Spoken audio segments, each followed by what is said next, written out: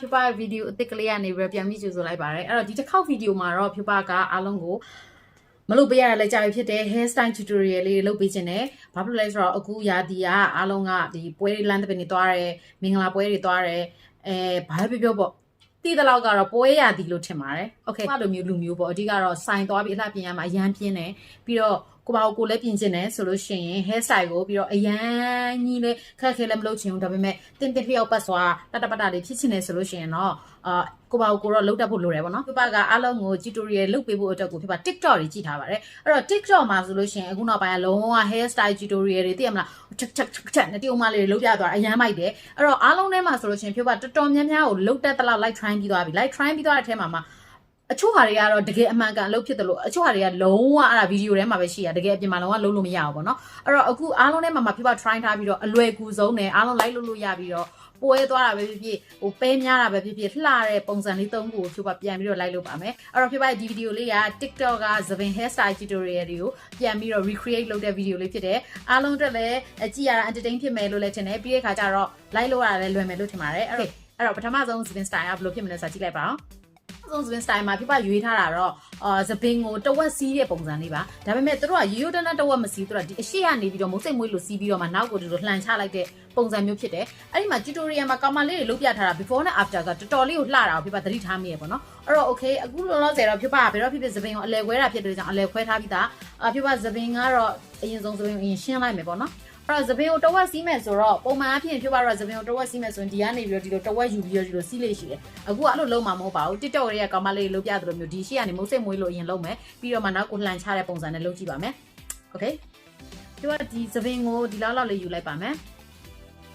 နောက်ထပ်ကိုလည်းအတူတူလောက်ပဲယူပါမယ်ဘာဖြစ်လို့ဆိုတော့မညီမညာဖြစ်လို့လည်းမရဘူးပေါ့နော်အဲ့တော့ Okay ဒီလိုမျိုးအရှည်နဲ့အတူယူပြီးသွားပြီဆိုလို့ရှိရင်တော့မလိုတဲ့အပိုင်းတွေနောက်မှထားလိုက်ပေါ့နော်နောက်မှထားပြီးလို့ရှိရင်ပြပတို့ကဘာလို့မလဲဆိုလို့ရှိရင်ကြက်တောင်ဒီလိုမျိုးပြီးစင်ရောက်တော့လေးလိုမယ်ပြပဒီဥစ္စာတော့မီနီဆိုဝယ်ထားတာအနဲ့ရောင်လေးဝယ်ထားပါတယ်โอเคအဲ့တော့ပထမဆုံးအနေနဲ့ဒီရှေ့ကဟာကိုအရင်စီးမယ်စိတ်မပူနိုင်ဘူးလို့ဆိုပြပဘေးနားမှာ tutorial ဖွင့်ပြီးပြပလည်းလိုက်ကြည့်နေအဲ့ဒါမြေစီအောက်ကိုထည့်ပြီးစီးအဲ့ဒါဆိုပုံမိုက်တယ်အဲ့ထက်ကကောင်မလေးတွေကမြေစီအောက်ကိုထည့်ပြီးစီးထားပါတော့ပြီးလို့ချင်းဒီဘက်ကနောက်ထပ် amount တွေယူမယ်ပြီးရင်သူ့ရဲ့အပေါ်မှာထပ်မစီးဘူးကွာသူ့ရဲ့ဒီနားလေးမှာထပ်စီးရယ်ဒီအောက်လေးမှာနည်းနည်းလေးချားပြီးတော့ပေါ့နော်တကယ်တော့ဒီဥစ္စာကိုနောက်ကိုလှန်ချမှာပေါ့နော်အဲ့တော့ဖြူပါတစ်ခါတည်းအားလုံးကိုပုံစံတကယ်ဖြစ်လားမဖြစ်လားကိုကြည့်ရအောင်လို့ဖြူပါတစ်ခါတည်းဟိုဘက်လှည့်ပြီးတော့မှအားလုံးလှန်ပြပါမယ်โอเคကြည့်ကြမယ်နော်လှန်ပြီ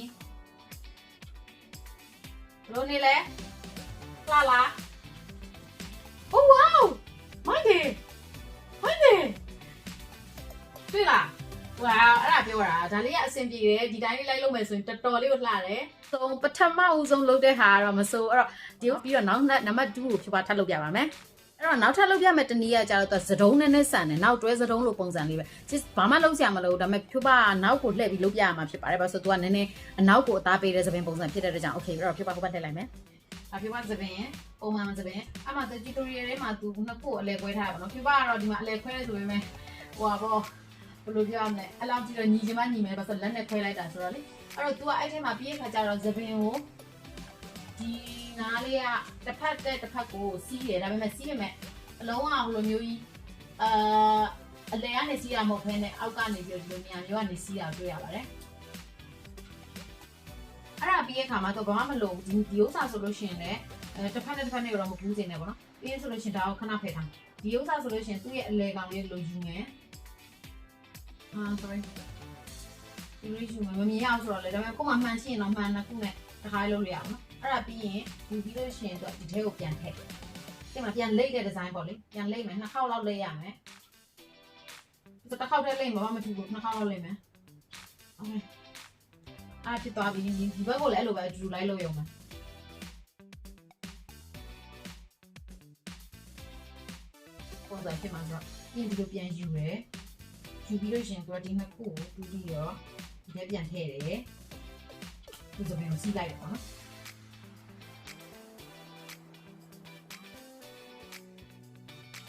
တော့မကြောက်ထင်တာပဲဟာအိုးပန်းဆိုဒီစပင်စတားတကယ်လိုက်လို့မရပါဘူးဟုတ် ဒီလိုမျိုးအရှိအကျင့်တော့မစိုးဘူးပေါ့လေဒါပေမဲ့ဖြိုးပါတုံးထားတဲ့ဟာကလည်းနည်းနည်းဘယ်လိုပြောရမလဲနည်းနည်းတရေပင်ကမြင်နေရအကြောင်းလည်းဖြစ်နိုင်တယ်ဒါပေမဲ့သူတို့ကလုတ်တဲ့သပင်ကကြတော့သူကအယုံမသပင်ကိုလုတ်တာဆိုတော့လှတယ်ကွာကိုရီးယားလူသပင်အစ်စ်ဆိုတော့နည်းနည်းလေးတော့ဖြစ်မှာပေါ့နော်ဒါမှမဟုတ်သူများကိုလုတ်ခိုင်းရင်တော့အခုဒီပုံစံအတိုင်းသူများကိုလုတ်ခိုင်းမယ်ဆိုလို့ရှိရင်တော့ okay မယ်လို့ဖြိုးပါထင်ပါတယ်ဖြိုးပါကိုပါကိုပြောင်းပြန်လုတ်တာတော့ဘလို့နည်းနဲ့မှအဆင်မပြေပါဘူးအဲ့တော့ဒီပုံစံ tutorial ထဲမှာအရန်လွယ်တယ်ထင်ရပါမယ်လူကောင်းမှမလှဘူးပြီးတော့ဒီလိုမျိုးရိုးရိုးတန်းတန်းတရေပင်နဲ့လုတ်တာတော့မလှဘူးသိကြအဲ့တော့ဖြိုးပါဒါလေးနဲ့တက်ကြည့်လိုက်မယ်ဒါလေးတက်လိုက်အောင်အဆင်ပြေသွားမလားလို့ပေါ့နော်တက်လိုက်တော့သူကလည်းသူတော့လက်တပတ်တာလေးဖြစ်သွားတော့ဟုတ်တယ်အဲ့တော့တရေပင်းတွေပါလေဖုံးသွားပါတော့အဲ့တော့ဒီနေရာမှာဖြိုးပါဒီတုံးထားတဲ့တရေပင်းကအမဲဖြစ်သွားတဲ့အတွက်ကြောင့်ဒါတော်တော်ရုပ်ပေါ်ပြီးတော့နည်းနည်းရုပ်ဆိုးသွားတာဖြစ်နိုင်တယ်အခုဒီစပင်လေးကတော့ဘာပဲပြော fail ဖြစ်တယ်ဆိုပေမဲ့နည်းနည်းပြန်ပြင်လို့ရပြီးတော့အခုလိုနောက်တွဲစတုံးလေးပုံစံမျိုးဖြစ်တော့နည်းနည်းလေးချစ်ဖို့ကောင်းတယ်ထင်တယ်ပြီးတော့ဗမာအင်ကြီးဝတ်မယ်တို့ဘာလို့ဆိုလို့ရှိရင်ဒီပုံစံလေးလိုက်လုပ်မယ်ဆိုအရန်လွယ်ပါတယ် okay အခုနောက်ဆုံး hairstyle လုပ်မယ်နောက်ဆုံး hairstyle ကလည်းလွယ်တယ်စပင်ကိုကိုကကောက်ထားတဲ့လူပဲဖြစ်ဖြစ်ဖြောင်းထားတဲ့လူပဲဖြစ်ဖြစ်တိုးတဲ့လူဖြစ်ဖြစ်ရှည်တဲ့လူဖြစ်အဆင်ပြေတယ်ဘာလဲဆိုလို့ရှိရင်ဖြိုးပါတို့ဒီနားလေးတွေကိုကျစ်ဆက်မီးလေးကျစ်ပြီးတော့ချတဲ့ပုံစံလေးပါအဲ့ဒီဥစ္စာကတော့အရန်လွယ်တယ်လို့မျိုးမိတ်ကလေးလည်းအရန်ဆန်တယ်အဲ့လိုတော်တော်များများလုပ်ကြတယ်ပေါ့နော်အဲ့တော့ဟိုငါးရုပ်ချစ်တို့ဘာလို့ချစ်တတ်တဲ့သူတွေဆိုလို့ရှိရင်အရန်အဆင်ပြေတယ်အဲ့တော့ဖြိုးပါအခုလောလောဆယ်အဲ့လိုမျိုးလေးလုပ်ပါမယ်ဒီကနေ့ပြောရင်အားလုံးထဲမှာတော့ဒီနည်းကလည်းကျစ်ဆက်မီးပုံမှန်ချစ်တတ်တဲ့သူတွေအတွက်ဆိုလို့ရှိရင်တော်တော်လေးကိုလွယ်မယ်လို့ထင်ပါတယ်အခုလိုမျိုးရိုးရိုးတန်းတန်းလေး၃ချောင်းမဲ့ထက်ကျစ်မယ်ပြီးလို့ရှိရင်အောက်ကဟာလေးကိုပဲယူပါမယ်အဝေးသွားမယူနဲ့ကိုယ့်ရဲ့စပင်ကိုလေပြီးလို့ရှိရင်နောက်တစ်ခေါက်ထပ်ကျစ်မယ်ဒီအပေါ်ကနေပြီးတော့အနောက်ကိုနည်းနည်းလေးရောက်သွားအောင်လို့အပေါ်ကနေပြီးထပ်ယူမယ်ဒီချစ်နီးကတကယ်တော့အရန်လွယ်တယ်ဒါပေမဲ့သူကဟိုနည်းနည်းရှုပ်သွားရင်တော့လေရှုပ်သွားဆိုစပင်နဲ့ညှိသွားတာပါလို့ဆိုတော့ခတ်တယ်ပေါ့နော်အဲ့တော့အောက်ကလေးကပဲတစ်ချောင်းချင်းစီကိုထပ်ပြီးယူသွားတာပါပုံမှန်၃ချောင်းကျစ်နေတယ်နောက်ထပ်စပင်လေးတွေထပ်ထည့်မယ်โอเคအဲ့တော့အမြန်လေးရေးလိုက်မယ်နော်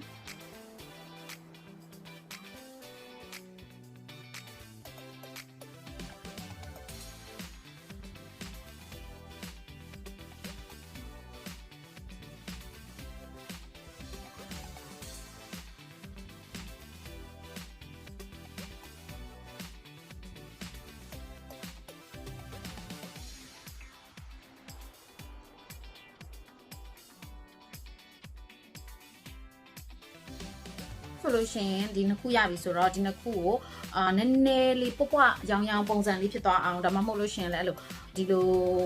half ပေါ့နော်နောက်ကိုပြန်စီးတဲ့အခါမှာဒီဘက်ကနည်းနည်းချောင်းသွားထားလိုက်ပါတော့အဲ့လိုလေးပြန်စီးတဲ့အခါမှာနည်းနည်းလေးလှအောင်လို့ဆိုပြီးတော့နည်းနည်းလေးဖွာလိုက်ပါမယ်ပြောပါတော့အဓိကဖွာတာပိုကြိုက်တယ်ဟိုကဖြစ်ရတာသိမကြိုက်ဘူးအဲ့တော့နည်းနည်းလေးတွေလိုက်ဖွာပါမယ်နည်းနည်းလေးဖွာရတဲ့စားမှာဒီလိုမျိုးလေးပြန်ဒီအောက်ကိုကင်ထားဒါပေမဲ့ဒီနားလေးကနေနည်းနည်းလေးဆွဲထုတ်ပေးအမွှေးလေးဆွဲထုတ်ပေးတဲ့အခါမှာပစ္စမီကပိုထူသွားတဲ့ effect ရပါတယ်ကြည့်ပါ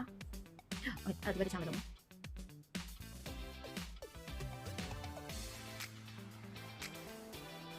စင်ပြအောင်လို့ဆိုပြီးတော့ဒီနှစ်ခုကိုဒီလိုကလစ်နဲ့တစ်ချက်ညှက်လိုက်မယ်ကလစ်နဲ့တစ်ချက်ညှက်ပြီးနောက်ကိုဒီလိုဆွဲချတဲ့ပုံစံလေးလုပ်ပြပါမယ်ဒီလေးစုလိုက်မယ်စုပြီးလို့ရှိရင်ဒီမေးစီနားလောက်ပေါ့နော်ဘာလို့ဆိုဟိုဘက်မှာတဝက်လောက်လိုချင်တာဆိုတော့အဲ့လိုမျိုးရအောင်လုပ်ပြီးလို့ရှိရင်ကလစ်လေးနဲ့ဖြုတ်ပါအရင်ညှက်လိုက်ပါမယ်ကြည့်ရတဲ့အခါမှာနည်းနည်းတော့ရိုးတယ်ထင်ရပါမယ်ပထမအဆုံးပုံစံနဲ့လည်း half ကနည်းနည်းစင်တယ်ဒါပေမဲ့သူကကျစ်ဆက်မီလေးနဲ့ဆိုတော့ပုံစံလေးကပိုလှပြီးတော့ဒီလိုဖဲပြားလေးတွေတက်ချင်တဲ့အချိန်လိုပါလို့ဆိုလို့ရှိရင်ပိုလိုက်မယ်လို့ထင်ပါတယ်ဒီကျစ်ဆက်မီကိုပို့ပြီးတော့ကြီးအောင်လုပ်မယ်ဆိုလို့ရှိရင်လည်း okay မယ်လို့ပြောပါတော့ထင်ပါတယ်ဒီပုံစံကပြပဒီညာလေးတော့နည်းနည်းပွားသွားတယ်ဆိုပေမဲ့ဒီညာကိုကလစ်တွေပါလေထိုးပြီးတော့တင်လို့လည်းရတယ်အဲ့တော့ဒါဆိုလို့ရှိရင်လည်းပေါ့ပနဲ့ပွဲထိုင်နေအတွက်အဆင်ပြေမယ်လို့ပြောပါထင်ပါတယ်ဟိုဗီဒီယိုတွေကနေပြီးတော့ကြည့်ပြီးတော့ hairstyle အသစ်တွေ like ထိုင်းရတာကြိုက်တဲ့သူတွေအတွက်ကတော့ဒီဗီဒီယိုလေးကအသုံးဝင်မယ်လို့